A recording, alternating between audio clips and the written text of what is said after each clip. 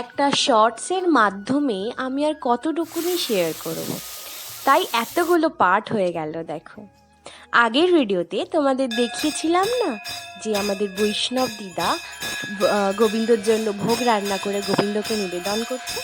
এখন দেখো কি সুন্দরভাবে আমার বৈষ্ণব দিদা আরতি করছে।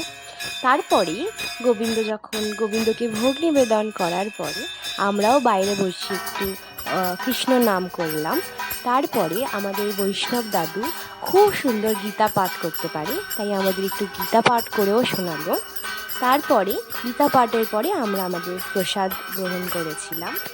দিব্যানি দানাপন্নাতি তিনি চ ইতি হৃদয়াং নম নচনকেতা সামন সুশৈতি মানতেতি শিরস্যৈ সাহা অচ্ছেদ্য হয় দাও হয় ক্লেদ্য হয় সুশৈব চৈতি ইতি শিখাই বৈবসর নিত্য সর্বাগত অনুসরণ সনাতন ইতি কমদায় হুম নিত্য পশ্চিম